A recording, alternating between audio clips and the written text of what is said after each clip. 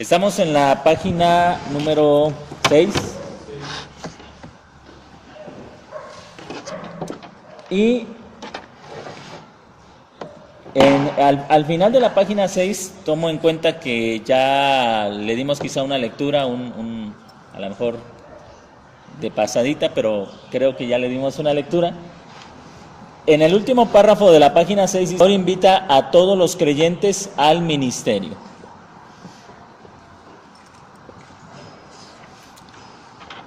¿Sí estamos ahí? ¿Ya localizaron? Sí. ¿Sí? Bueno, vamos a comenzar la lectura y le voy a pedir por favor a Gerardo, por favor, que inicie la lectura. El llamador invita a todos los creyentes al ministerio. A través de nuestra historia, nosotros los humanos hemos demostrado ser bastante aptos para encontrar cualquier supuesto factor de superioridad, ya sea raza, clase social, nivel de ingresos, educación, posición o arte, en nuestra amplia gama de similitudes. Sin embargo, a esta peculiar colección de clases sociales en plena competencia, el llamador introdujo una idea revolucionaria: líderes y seguidores quienes, aunque llamados a diferentes roles, son igualmente amados e igualmente apreciados por el llamador. Una de las grandes doctrinas recuperadas durante la Reforma fue el sacerdocio de pasajes como la primera de Pedro 9, vosotros sois linaje escogido del sacerdocio, y Corintios 12, del 12 al 27, la analogía que hace Pablo de los cristianos con los miembros de un cuerpo, son los signos esenciales para el cuerpo.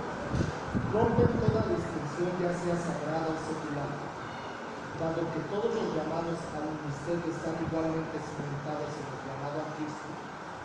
El ministerio formal o vocacional no es más sagrado que cualquier otro ministerio.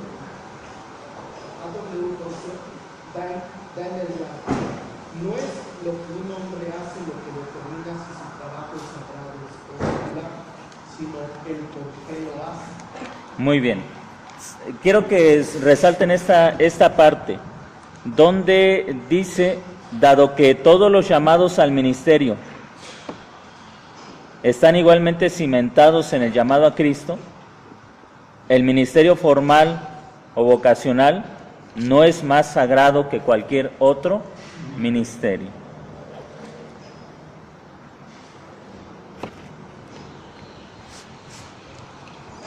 Al inicio del párrafo se nos enseña que a través de la historia nosotros los seres humanos hemos demostrado ser bastante aptos para encontrar cualquier supuesto factor de superioridad. Y la Iglesia a lo largo de la historia lamentablemente no ha sido la excepción. Hemos visto cómo el ministerio ha llegado al punto de jerarquizarse, de manera que ha habido una división entre ministros y laicos. Y esas diferencias a veces se dan por cuestiones, diversas cuestiones. A veces dice acá que encontramos diferencias en factores de raza, clase social, nivel de ingresos, educación, posición o algunas cosas más. ¿Qué factores consideran ustedes que hacen o que en la iglesia cristiana, pensemos en toda la iglesia cristiana, determinan la diferencia entre los laicos y el clero? O sea, ¿qué personas pueden aspirar al clero y quiénes están aisladas de lugares prominentes en la iglesia? Estamos hablando de una mala interpretación, pero que debemos saber identificar esos aspectos, ¿no? Que probablemente hagan que algunas personas estén descalificadas al liderazgo por una incorrecta aplicación de la palabra de Dios.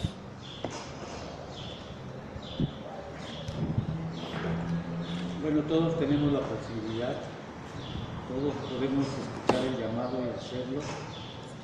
y no los que predican o los pastores son los laicos y los demás somos el pueblo de Dios, sino que todos somos el pueblo de Dios, tanto los que nos educan, los que nos orientan, como nosotros, o sea que todos podemos ser llamados a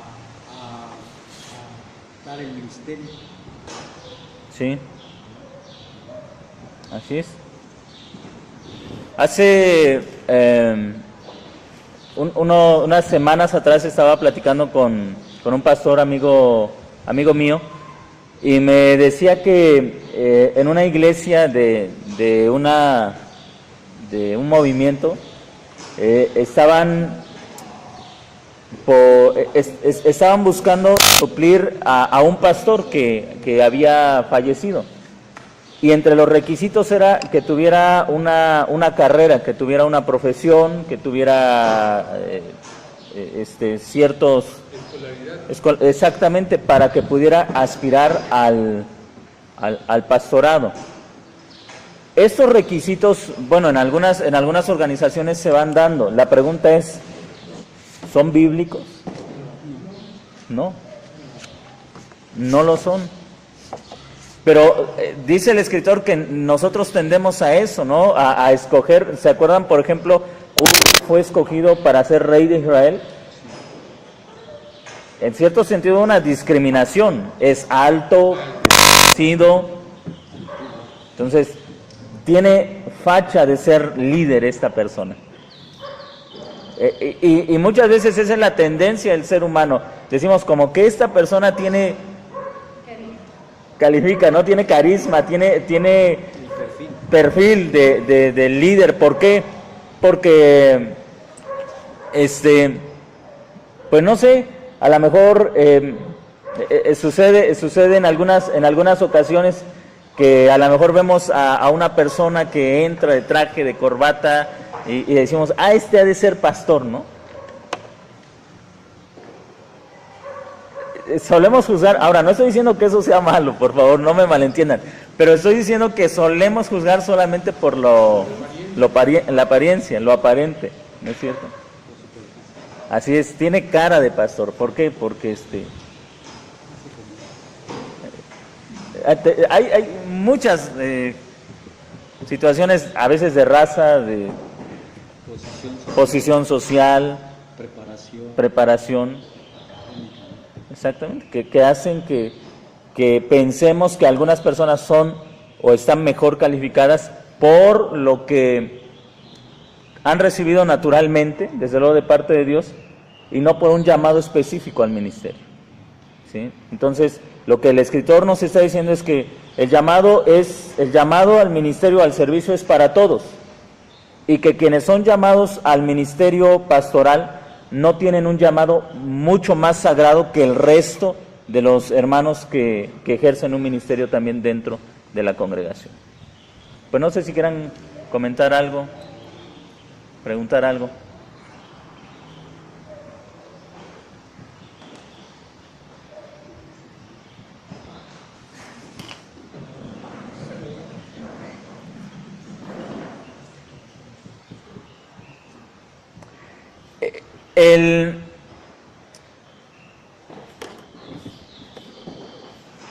La jerarquización del liderazgo hizo, por ejemplo, que los obispos en la iglesia del segundo, tercer siglo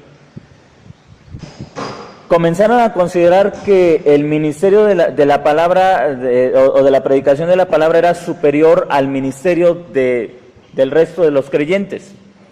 Y comenzaron a distinguirse por la ropa que utilizaban. Comenzaron a utilizar ropas espléndidas, tomando un poco del sacerdocio del Antiguo Testamento, comenzaron a usar ese tipo de ropa espléndida. Y si se dan cuenta, bueno, la Iglesia Católica lo mantiene, la Iglesia Anglicana lo mantiene, pero también entre nosotros, bueno, entre el resto, en la mayoría de las iglesias piensa que el pastor debe tener una forma distinguida de vestir, a diferencia del resto de la iglesia, de la congregación. Hemos hablado mucho acerca, hermanos, de que cada uno de nosotros debe prepararse para la reunión, ¿no? Es decir, no sería muy propio que viniéramos vestidos como para día de campo si tenemos una reunión congregacional. Por ejemplo, ahora que está fresco, pues no sería quizá muy propio que anduviéramos con bermudas o con... Las circunstancias no son... Entonces, cuando venimos a la congregación, todos nos preparamos para ello. No es que tengamos que vestirnos de una manera en particular, pero también es cierto que debemos prepararnos para la reunión congregacional. Aquí me refiero al pensamiento de que el pastor, al realizar una tarea, pues tampoco es bíblico, ¿sí? Depende, por ejemplo, tenemos quizá un ejemplo extremo, tenemos a Juan el Bautista vistiendo de pelo de camello. Sin embargo, eso no redujo en nada la importancia de su ministerio, ¿sí? Yo creo que habla más la forma de vestir de nuestra personalidad, siempre y cuando no caigamos en extremos que sí traigan algún descrédito a la palabra de Dios, ¿sí? Bueno, no sé si tengan alguna pregunta, alguna duda. ¿Vamos bien? ¿Algún comentario?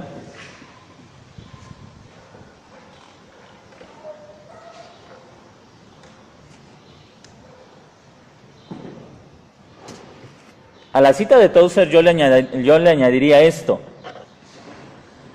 Tozer dice, no es lo que un hombre hace lo que determina si su trabajo es sagrado o secular, sino el por qué lo hace, y yo le añadiría, ¿y para quién lo hace?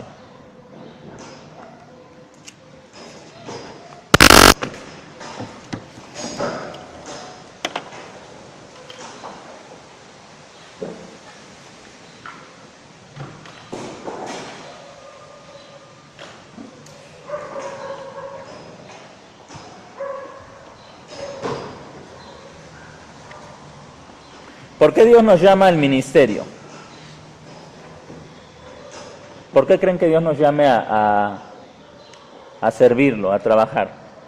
Porque eso le da honra, gloria. Le da honra, le da gloria. Porque somos sus esclavos, tenemos que servirlo, ¿sí?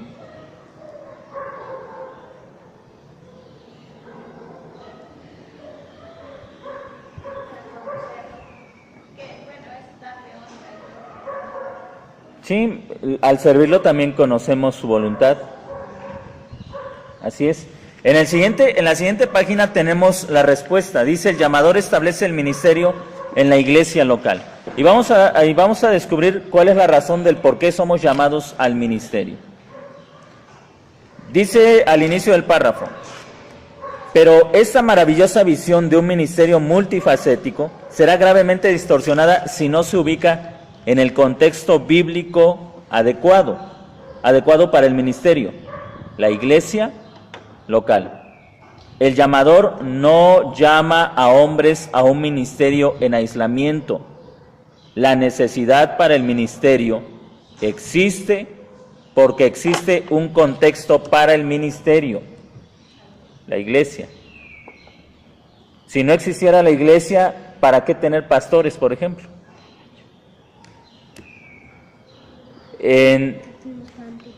No recuerdo si en alguna ocasión les mencionaba que en la Biblia, por ejemplo, en el libro de Hechos podemos encontrar que había iglesias sin pastor, pero nunca encontramos que existan pastores sin iglesia. La iglesia sin pastor puede existir, ¿sí?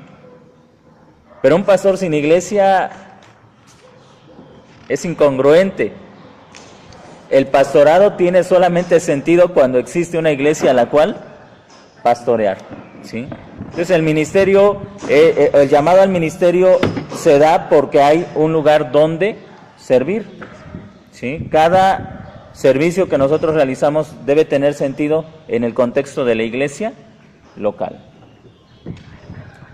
Bien. ¿Algún comentario, hermanos?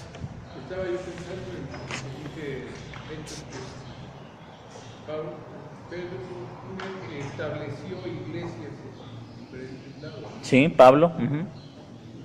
Así es. Y luego regresaba a las iglesias, a edificarlas, a confortarlas. Y en algunos casos nos encontramos a iglesias que no habían tenido pastor durante ese tiempo y se establecían ancianos tras la llegada de Pablo en sus... Así es, los hermanos seguían reuniéndose sin un liderazgo identificado. A su segundo o tercer viaje, Pablo establecía ancianos de una manera formal.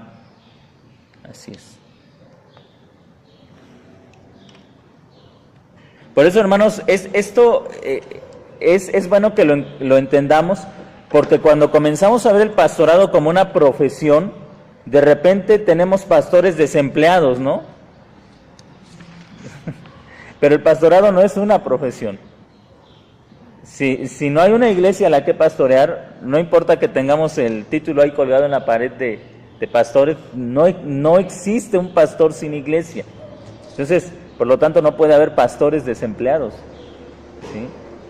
El ministerio o el trabajo se da en el contexto de la iglesia.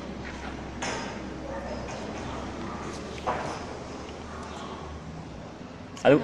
Sí, adelante. Es como parte de lo de los dones, ¿no? De acuerdo a la necesidad Así es. de la iglesia es lo que se va a proveer en cuanto al don.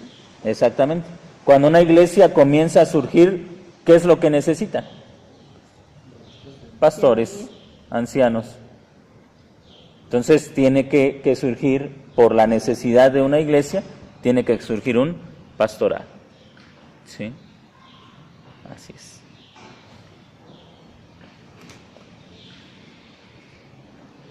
Vamos a leer el siguiente párrafo. Alma, ¿puedes leerlo, por favor?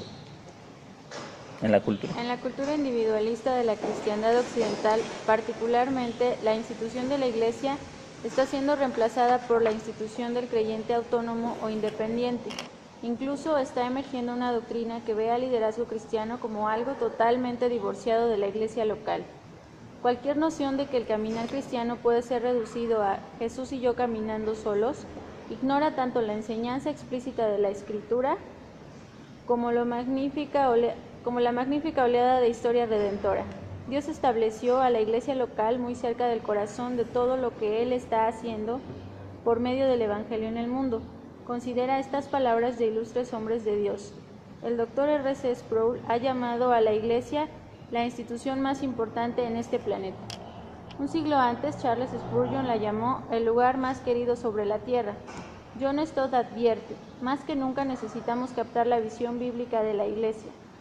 Elton Trublot escribió, tal vez la más grande debilidad específica de la iglesia cristiana contemporánea es que millones de supuestos miembros no están realmente involucrados en lo absoluto y lo que es peor, no consideran extraño el que no lo estén. ¿Qué lugar ocupa la iglesia local en tu sentido de estar llamado? ¿Cómo la ves en relación al futuro de tu ministerio? ¿Como esencial, opcional y relevante?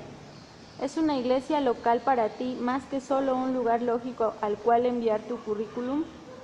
¿Qué comunica acerca de tus prioridades bíblicas tu involucramiento presente con la iglesia local? ¿Es la iglesia ante tus ojos la institución más importante en este planeta? En su texto clásico, El pastor reformado, el ministro puritano Richard Baxter emite este desafío. Ni está un hombre preparado para ser un ministro de Cristo si no tiene el sentido público adecuado hacia la iglesia. Él necesita deleitarse en su belleza, anhelar su felicidad, buscar su bien y regocijarse en su bienestar. Él debe estar dispuesto a gastar y a ser gastado por amor a la iglesia. En este punto, baste decir que todas las referencias a la iglesia que aparecen en este folleto son hechas a la luz de la expectativa bíblica de que cada miembro de la Iglesia Universal se debe integrar a y participar activamente en un grupo particular, que es una expresión local de la iglesia, la esposa de Cristo.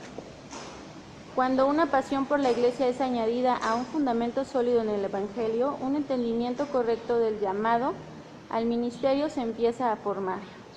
Todo llamado al ministerio debe tener en su esencia una pasión por el avance del Evangelio a través del medio primordial de la iglesia local. Bueno, esa última oración que está en cursiva, por favor, resáltenla.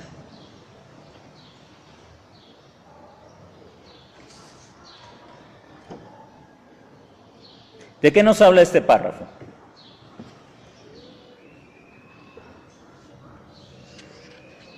Que no estamos hechos para servir de manera individual, sino como pueblo. ¿Sí? La importancia de la iglesia está en que al ser un pueblo, nuestro servicio se da en la edificación de aquel pueblo al que nosotros pertenecemos. ¿Sí? ¿Qué más podemos comentar sobre este punto? Y el pastor está preguntando qué tan importante para nosotros es ese pueblo. Así es. ¿Qué tan importante es la iglesia? Aquí está refiriéndose al ministerio pastoral, pero podemos aplicarlo a nosotros, a todos nosotros como miembros de la congregación. Les decía hace rato, desde el momento en que el pastorado se comienza a ver como una profesión, entonces podemos tener pastores o personas que salen de un instituto, pero que como en las universidades, ¿no? Sales y puedes salir ya graduado, titulado, pero no necesariamente tienes ya un empleo. Hablamos de la gran cantidad de universitarios que quizás salen desempleados. Ahora, eso es lo que está pasando en los institutos. Salen pastores, pero salen desempleados. ¿Cómo se comienza a ver entonces la iglesia?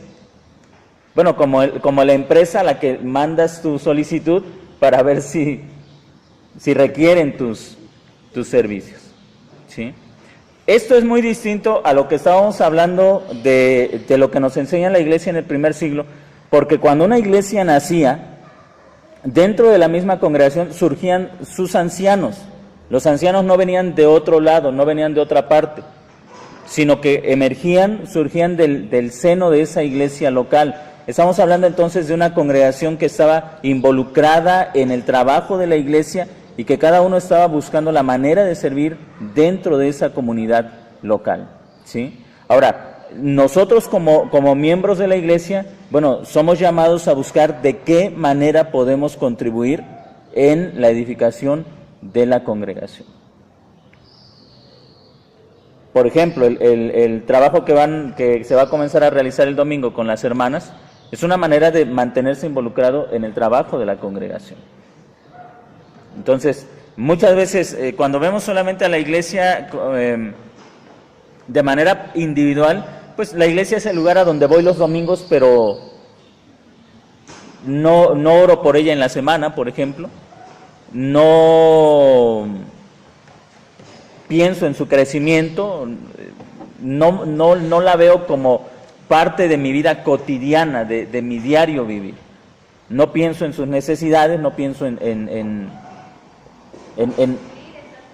suplir esas necesidades, sino solamente la veo como el lugar al que llego y me voy. Entonces, tenemos que llegar a un equilibrio. En primer lugar, la iglesia, sobre todo despojarnos también de esa manera de pensar que servir en la iglesia es material o encerrarnos en el edificio, ¿no? En la estructura. Centrarnos en el edificio y hacer las cosas para la reunión, ¿no? Exactamente. Acomodar las cosas, poner las sillas, quitarlas, Sí. En ese momento. recibir a las personas. Ajá, es solamente en el momento. Nuestro servicio pues debe ser compartir el evangelio siempre. Exactamente, cuando El servir a Dios. Cuando yo comparto el evangelio con otras personas, estoy buscando el crecimiento de la iglesia. ¿Sí? Cuando suplo las necesidades, ya sea de un miembro de la congregación, estoy trabajando por el bien de la iglesia. Entonces, tenemos que salirnos un poquito o no caer en la mentalidad de pensar que trabajar en la iglesia significa participar De 4 a 6. de 4 a 6, exactamente, en cualquier cosa, pero de 4 a 6. ¿sí? Porque entonces sería, bueno, de 4 a 6 solamente participan unos poquitos, pero para que participe quizá la mayoría hay que hacer otro culto algún otro día de la semana para que todos estén trabajando en la iglesia, ¿no? No se refiere a eso, ¿sí? ¿Algún comentario, hermanas, hermanos? Somos servidores de tiempo completo. Así es. A mí me llama la atención esa frase donde dice, tal vez la más grande debilidad específica de la Iglesia contemporánea es que millones de supuestos miembros no están realmente involucrados en lo absoluto y lo que es peor, no consideran extraño el que no lo estén. Así es. Esa parte, por favor, subráyenla porque es muy, muy interesante.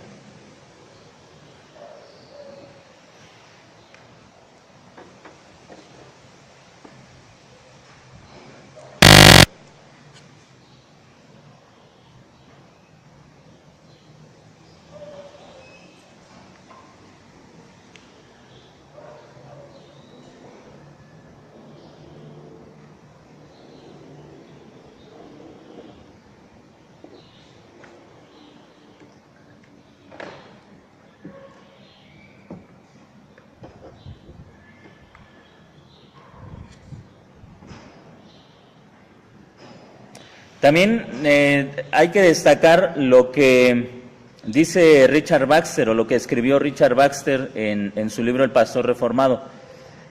El pastorado dice que ni está un hombre preparado para ser un ministro de Cristo si no tiene el sentido público adecuado hacia la iglesia. Y luego dice, él necesita deleitarse en su belleza. ¿En la belleza de quién? De la iglesia. Anhelar su felicidad. ¿Anhelar la felicidad de quién? De la iglesia. Buscar su bien y regocijarse en su bienestar. Él debe estar dispuesto a gastar y a ser gastado por amor a la iglesia. Eso hay que resaltarlo, sobre todo en ese tiempo en el que el pastorado quizá a veces suele ser demasiado egoísta, ¿no? Donde el pastor busca más su bienestar que el bienestar de la congregación.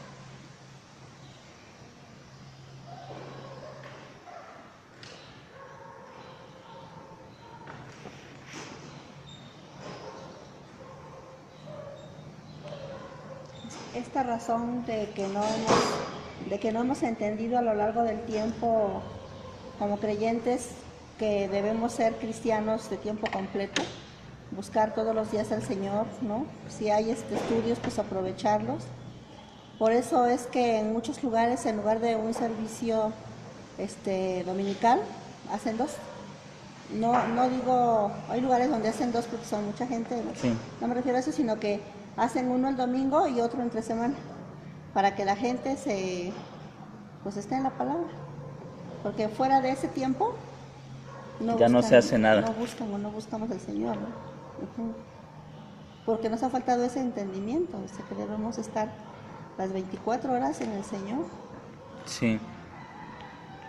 Así es, el tomar en cuenta que nuestro servicio es también un servicio hacia la comunidad, primero hacia la iglesia, hacia nuestros hermanos. No tenemos una tarea que realizar entre los que no son creyentes. ¿Sí? Y si se dan cuenta, hermanos, generalmente la manera en que tratamos de realizar ese servicio es trayéndolos acá, ¿no? A las iglesias. Te invito al templo. Está bien. El problema no es ese, el problema es que no sabemos cómo tratarlos en su ambiente. ¿Sí? O sea, no está mal que los invitemos, está bien, pero no sabemos cómo manejarnos con ellos en ese ambiente, en sus necesidades, en sus adversidades, en sus luchas. Y si ustedes se dan cuenta, cuando leemos la Escritura, las iglesias nacían generalmente en algunos casos. Por ejemplo, surge una iglesia cuando tiene un conflicto el carcelero de Filipos. Surge, ¿sí? Se da en virtud o se da en razón de esa situación. ¿Algún comentario, hermanos?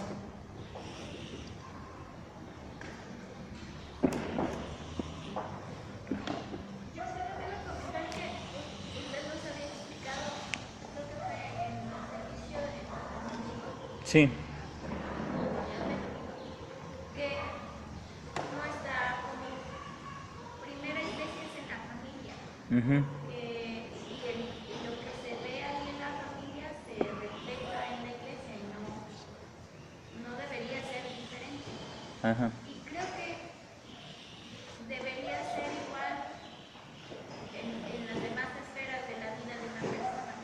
Por ejemplo, en la escuela o en el trabajo, si vas a las compras, si vas a divertirte, lo que sea que estemos haciendo, ser conscientes de que seguimos siendo iglesia, aunque no estemos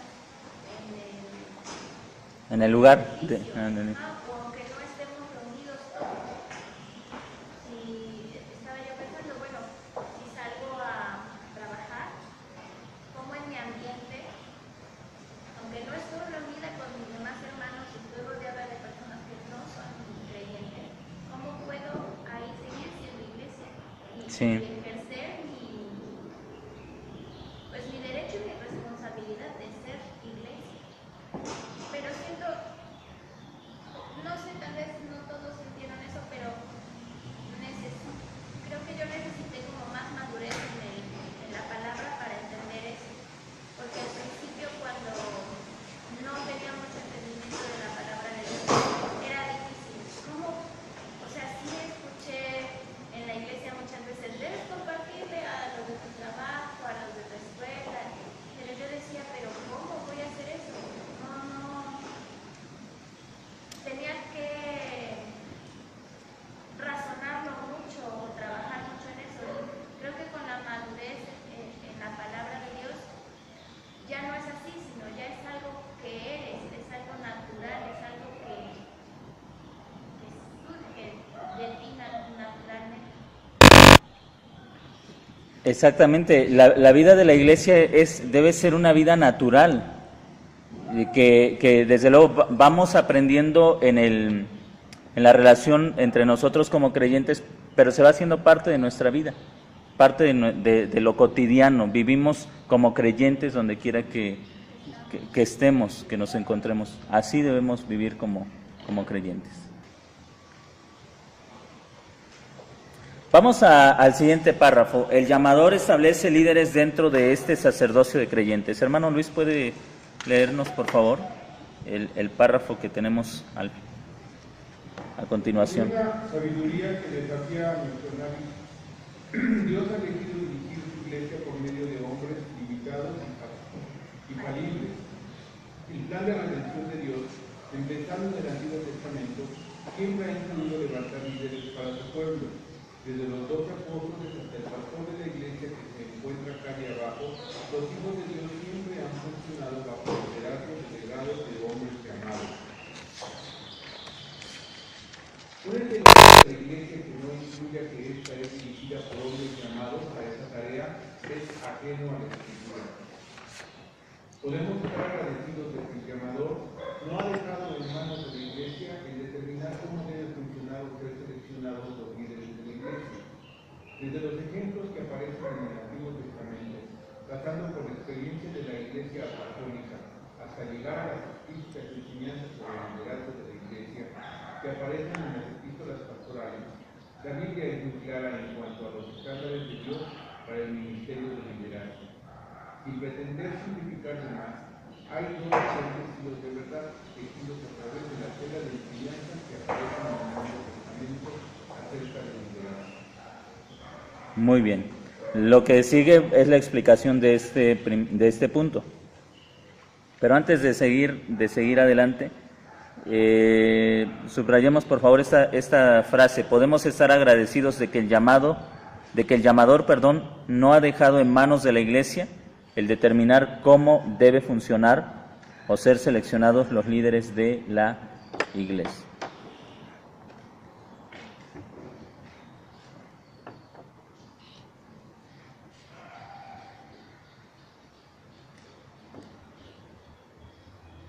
Aquí vamos a entrar más hacia la especificación de algún ministerio. ¿Cómo saber si soy llamado al pastorado? Pero también nos va a ayudar a cómo saber si soy llamado a alguna otra área específica del ministerio. ¿Sí? ¿Puede continuar la lectura, hermano? El liderazgo es un liderazgo de gracia. Los tesoros de la gracia de Dios se encuentran en los lugares más extraordinarios. Un lugar donde la gracia brilla intensamente es en el don de liderazgo de la iglesia. Dentro de algunos otros, Dios deposita gracia en forma de un don para dirigir a la iglesia.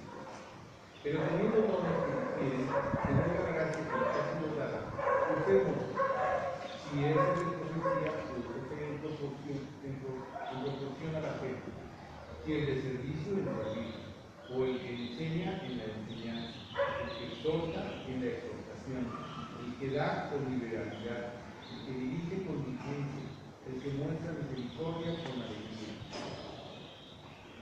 Dios ha distribuido ampliamente sus dones a través de la iglesia, no únicamente entre unos pocos individuos claros. Sin embargo, para algunos existe un don particular de liderazgo que no es concedido a todos. Aquellos con este don han de ser identificados y alentados a expresar y ejercer este don. El sacerdocio de todos los creyentes incluye algunos sacerdotes que dirigen. Nótese también que nuestros dones descansan sobre la base de una gracia previa, una gracia que nos ha sido dada. Una manera en la que Dios concede su gracia es a través de dones particulares y somos llamados a usarlos. El don de liderazgo puede ser entendido como una gracia particular para dirigir y para dirigir con diligencia, pero como una gracia previa, ese don es identificable antes de que un hombre entre el ministerio. Es decir, la iglesia debe seleccionar líderes no de entre aquellos que solamente están dispuestos, o que tienen experiencia, o que han sido entrenados, o que son fieles, o valiosos que tienen estas cualidades. La iglesia selecciona a sus líderes en base a la gracia que es una gracia presente antes de un llamado formal al ministerio. A menudo la identificación o el entrenamiento del liderazgo empieza con educación, carisma o necesidad. Pero el llamado a dirigir proviene de Dios y es Él quien lo otorga.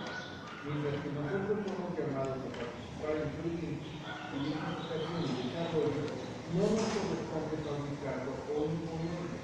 Traer hombres al ministerio no consiste en realizar promedios académicos, entrevistar candidatos o llenar cursos. Es un proceso glorioso de descubrir un depósito de gracia, una gracia que hace posible que ciertos hombres manifiesten evidencia contundente de un llamado a Dios. Cierta iglesia por la que tengo un gran respeto fue actualmente dirigida por un hombre que había pastoreado al rebaño 10 meses por año. Pero en esta iglesia había otro hombre cuyo don de liderazgo era obviamente más idóneo para dirigir a la iglesia. Y resulta que ese hombre era el hijo del pastor. Porque la pasión del padre por la iglesia es mayor justificación por su llamado a él. Él gustosamente le transfirió el liderazgo a su hijo y ahora sirve como un pastor asistente dirigido por el hombre que los camiones alguna vez también. Esto es tierra santa, pues nos trae al ámbito del liderazgo pues nos trae al ámbito del llamador soberano, aquel cuyo llamamiento nunca es vano y que siempre concede la gracia necesaria. El llamador ordena y luego habilita. Lo que hace por su gloria es una pasión de la iglesia. En este ámbito santo encontramos seguridad. No es necesario luchar, demostrar nuestro talento o proteger nuestra posición. Podemos confiar en el dador de los dones para que nos coloque de acuerdo a nuestros dones. Como lo expresa Edmund Clowney, que su esfera de acción, su ministerio y el servicio de Cristo están delineados por los dones que Cristo te ha concedido a ti. Subrayen esa última frase de Edmund Clowney. Tu esfera de acción, tu ministerio en el servicio de Cristo están delineados por los dones que Cristo te ha concedido a ti. Bien, ¿cómo me pueden explicar, comentar este párrafo, esa lectura que escuchamos?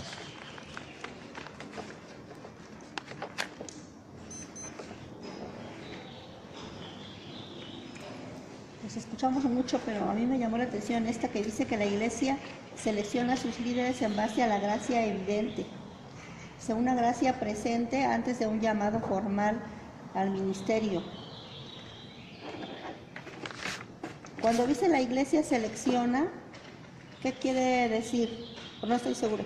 Si habla de la congregación o si habla del discernimiento del pastor o el dirigente de la iglesia hacia ciertas personas. Adelante. Bien, pero opino que, como dice cuando habla de cómo debe de ser un obispo, que debe ser dirigente, no dar vino, que gobierne bien su casa, el marido de su mujer, eso la iglesia se da cuenta.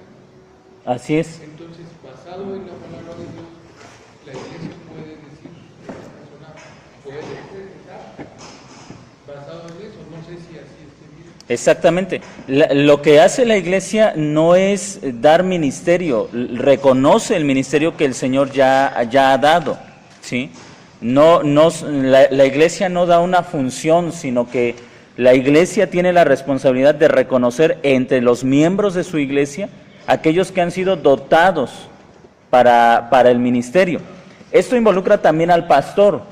O sea, es un trabajo conjunto, porque no olvidemos que el pastor es parte de la iglesia, ¿sí? No está por encima de la iglesia ni fuera de la iglesia, es parte de la iglesia. De hecho, lo que estamos aprendiendo es que lo más natural es que el pastor emerja de la congregación. Eso es lo más natural, que el pastor emerja de la propia congregación, no que venga de fuera.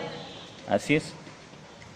Entonces, en lo que nos comentaba nuestra hermana, cuando dice que la iglesia selecciona a sus líderes, es eso, la iglesia reconoce como un conjunto que el hermano fulano de tal tiene la gracia para el liderazgo y que debe ocupar una posición de ancianato, porque Dios le ha dotado con esa gracia, Dios le ha dado esa gracia para dirigir. Aquí, ¿sí? Yo quería decir que lo que yo entendí es que el llamado al ministerio se da antes que el ministerio. Es decir, Dios ha llamado al hermano fulano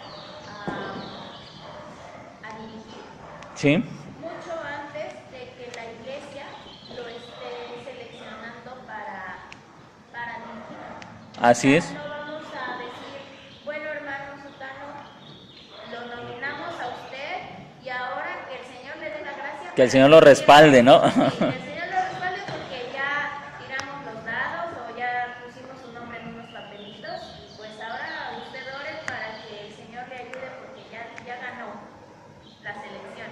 Si no es al revés, primero el llamado, primero está la evidencia de que el Señor lo ha llamado y después entonces el ministerio, el puesto, por así decirlo. Exactamente. Lo que estamos viendo entonces que el poder presidir o poder dirigir es una gracia que Dios nos da. Cuando nosotros vemos en un varón de la congregación que tiene una gracia para dirigir, debemos ver eso. Dios le ha dado esa gracia, ¿sí? No es qué habilidad tiene, ¿no?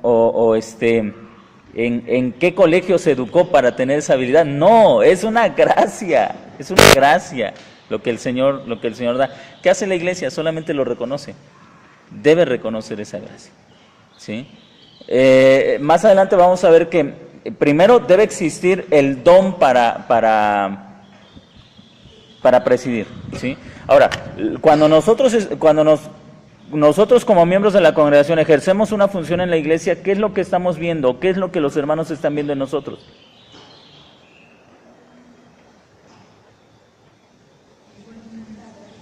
La gracia, el don, la gracia de Dios.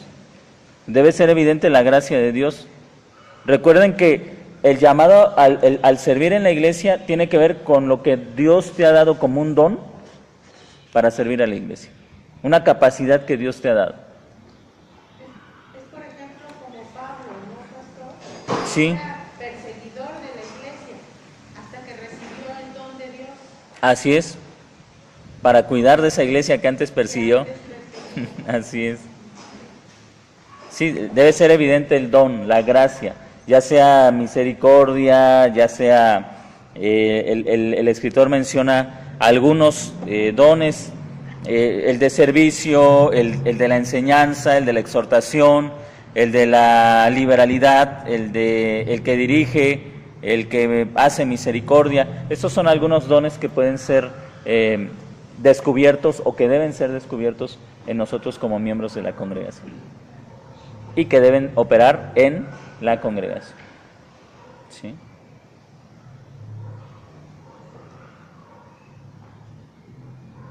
Estaba pensando si es válido lo que en algunas iglesias se practica, que se mencionan dones que no están escritos en la Biblia. No se me ocurre ahorita ninguno, no puedo recordar, pero no sé, vamos a inventar uno. Es que tiene el don de acomodar las sillas y todo eso. O sea, sería tal vez don de servicio, ¿no? Estaría dentro del don de servicio. Pero no sé si algunas veces siento como que se inventan algunos dones que no sé, que no van de acuerdo, pero tengo la idea, pero no puedo pensar ahorita en uno En específico. en específico. Creo que muchos de los trabajos que realizamos en la congregación pueden ser englobados en algunos de los dones que mencionan los apóstoles. Pedro y Pablo hablan de ellos.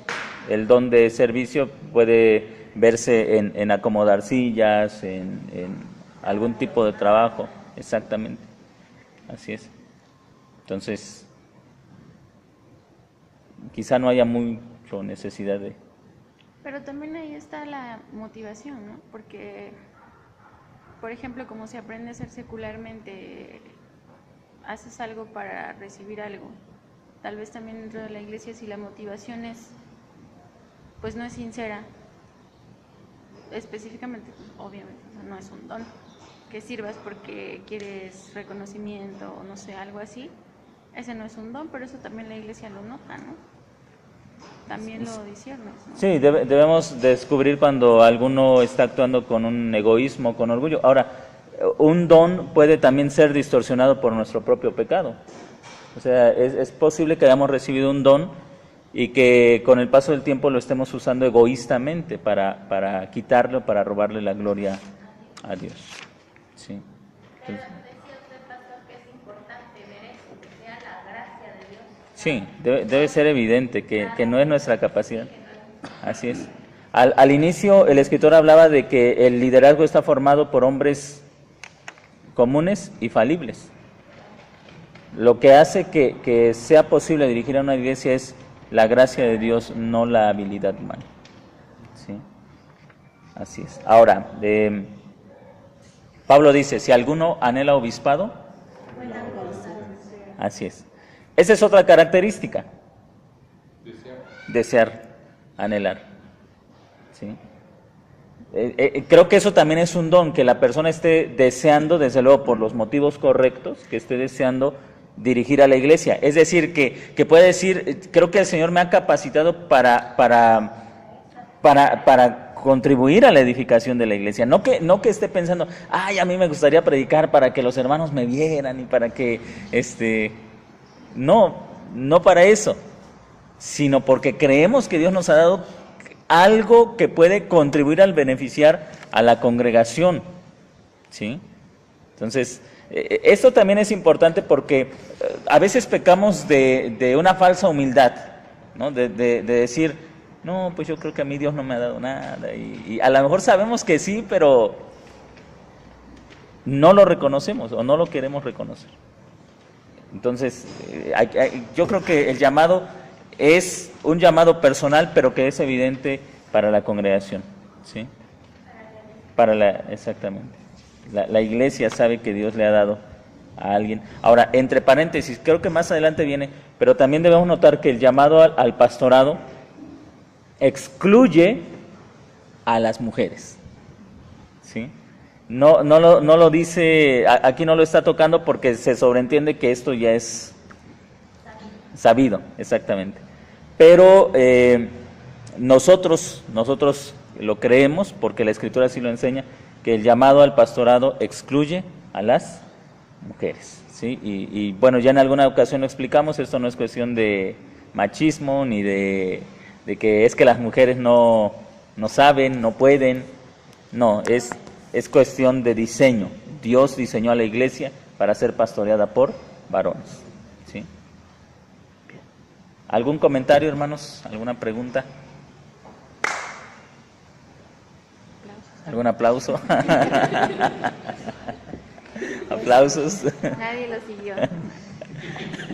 Es que O sea, aquí- hicieron un aplauso. Un aplauso. Aquí lo que nos corresponde a las mujeres, en este caso, somos privilegiadas porque estamos teniendo la oportunidad de podernos preparar, o más bien de tener el conocimiento, igual que los varones que están aquí, nos corresponde orar por ellos, ¿no? Sí. Orar para que el Señor los levante y para que se atrevan también, ¿no? Porque como humanos y en nuestra carne, pues da temor. O sea, ajá, me llama el Señor, pero yo no sé qué voy a hacer, qué voy a decir o cómo. O sea, da ese miedo en nuestra carne, ¿no? Pero la oración de nosotras como esposas y como mujeres, porque acá hay mujeres que pueden orar por los varones que están aquí, ¿no?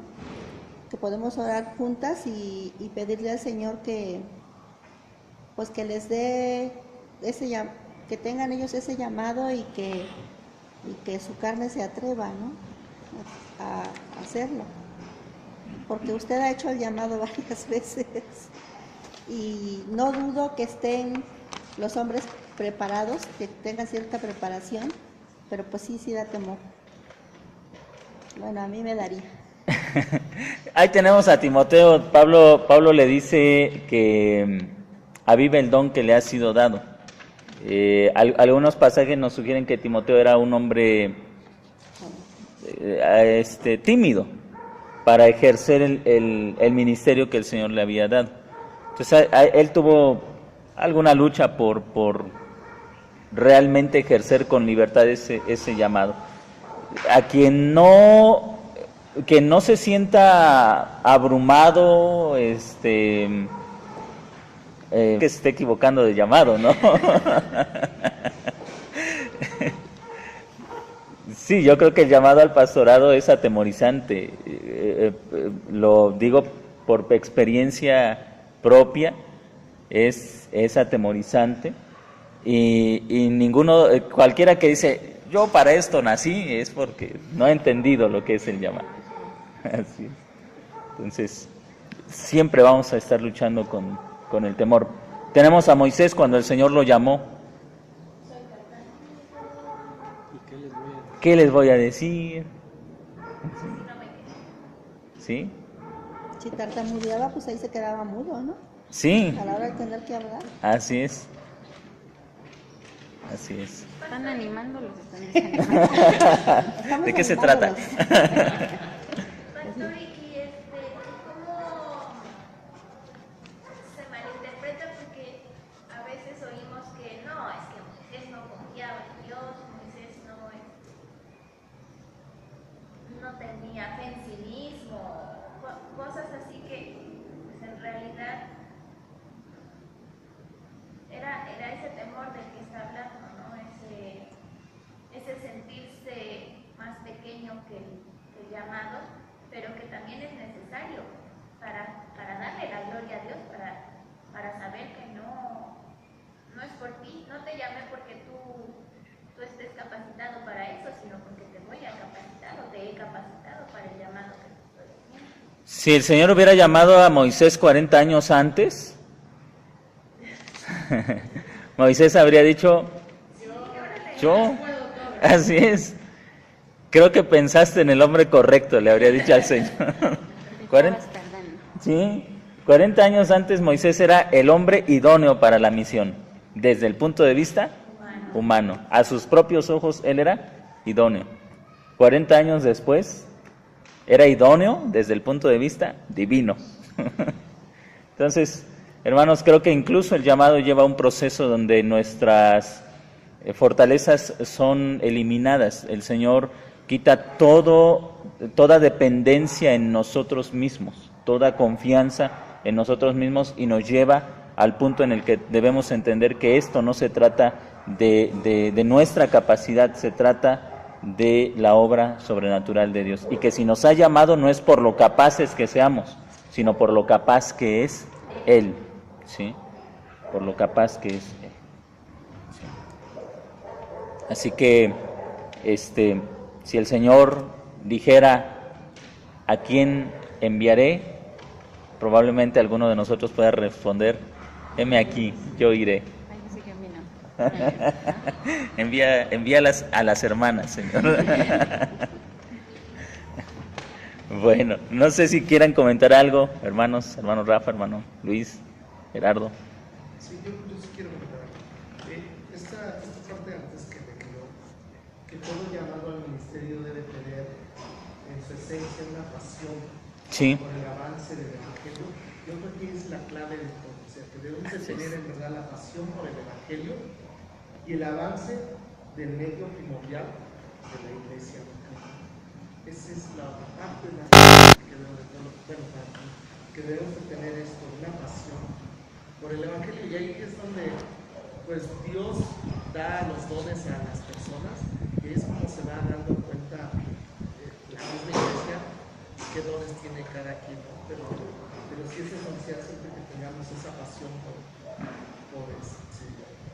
por el avance. Por el avance del Evangelio. Y como decías, no nada más aquí, sino afuera, que es donde más se puede dar.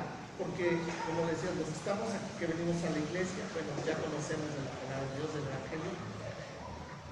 Pero los que están afuera, donde nos comportamos, los promedios, pues ellos no conocen.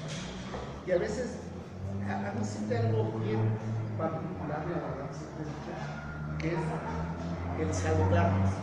Algo que me ha gustado de esta iglesia es que nos tomamos para los y salúdense todos. Para mí es algo tan claro y tan primordial que puede ser la característica de alguien que sigue a Cristo como el que no lo sigue.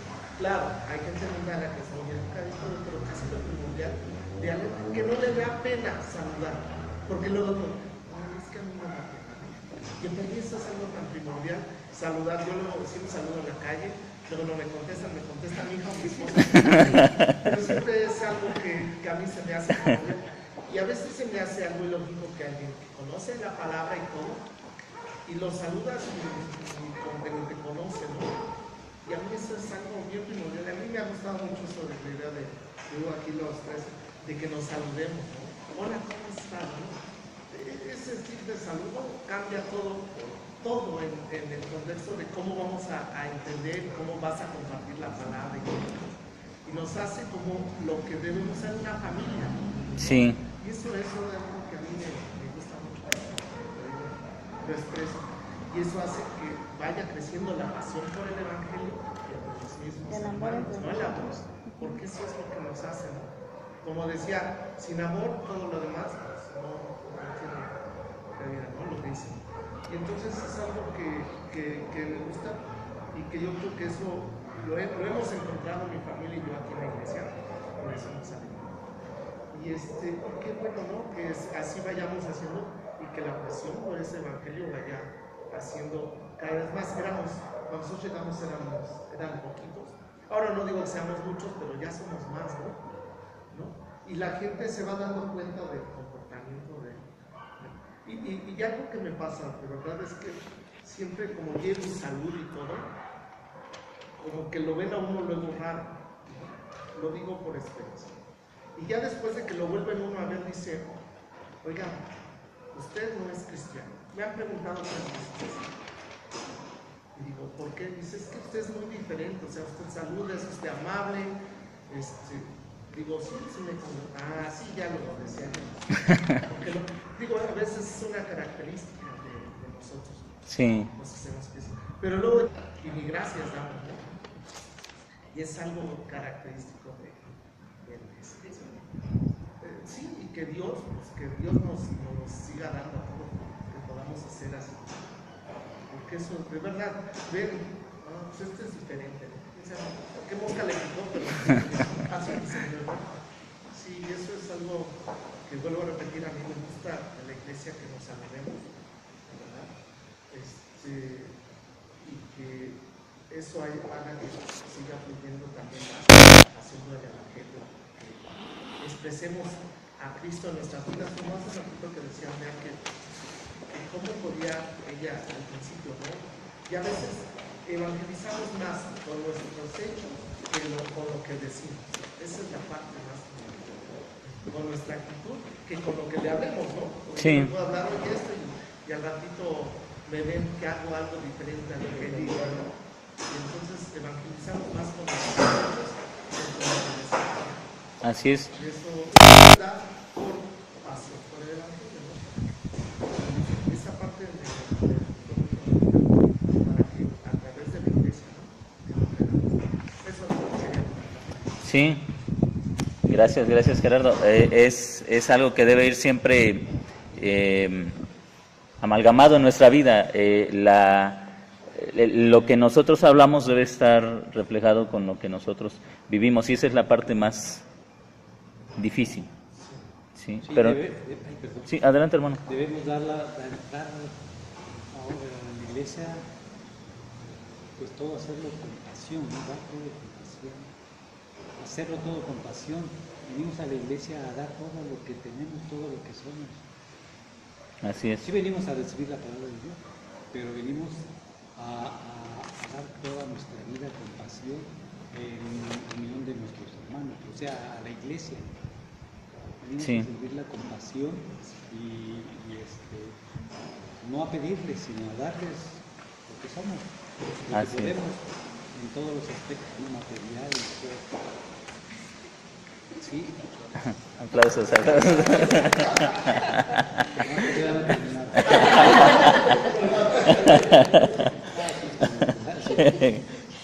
Le faltó, hermano, el...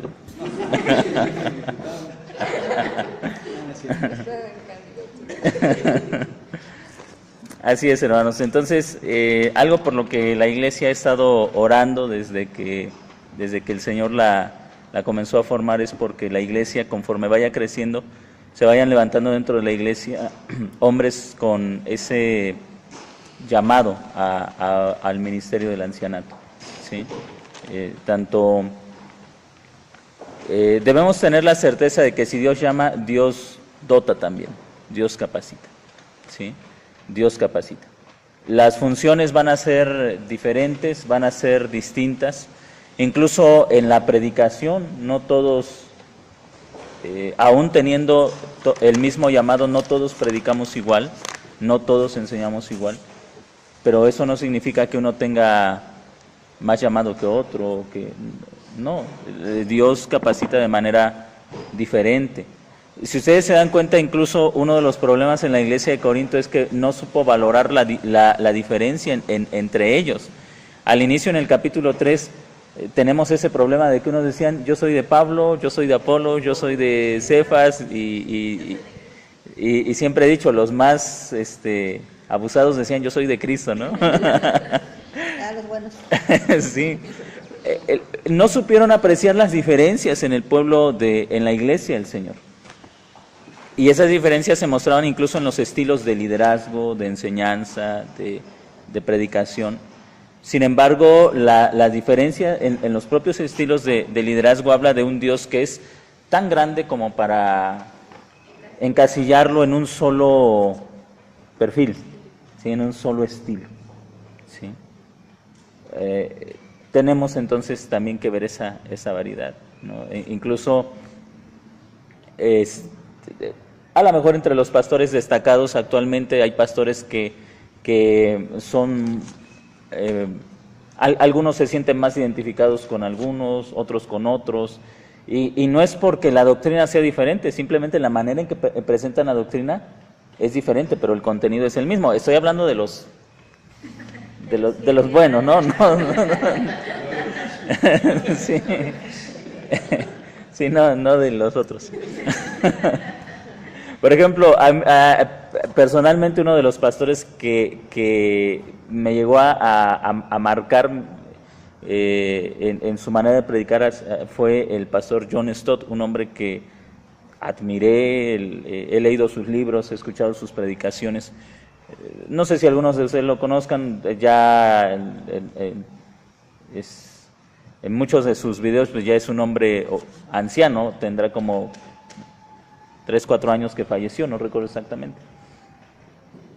Pero su manera de enseñar pues un hombre anciano muy apacible en su enseñanza, pero con una profundidad en el contenido, con un discernimiento. A mí me encantaba de él que siendo un hombre ya anciano, tuviera una capacidad para discernir, que yo simplemente decía, wow, o sea, cuando sea grande quiero ser como este hombre, ¿no? Admiré la gracia que Dios, iba a decir el genio que tenía, pero no, la gracia que Dios le dio para la enseñanza, ¿sí? La gracia con la que Dios lo capacitó para la enseñanza. Simplemente me parece un hombre que entre los hombres actuales que son excelentes predicadores, me parece un hombre que fue destacado en la predicación, favorecido por Dios en la predicación, sin menospreciar el don que otros hombres han recibido y que igual tienen su propia gracia, ¿no? Su propio don en particular que Dios le ha dado. Entonces también debemos de saborear la diferencia con la que Dios ha dotado a la iglesia. Y desde luego cuando el Señor comience a establecer más ancianos en la congregación, pues para nosotros va a ser también ese saborear esos dones que a Dios le ha dado a la iglesia de distintas maneras, de distintas formas. ¿Sí? Bien. ¿Alguna pregunta, hermanos? ¿Alguna duda?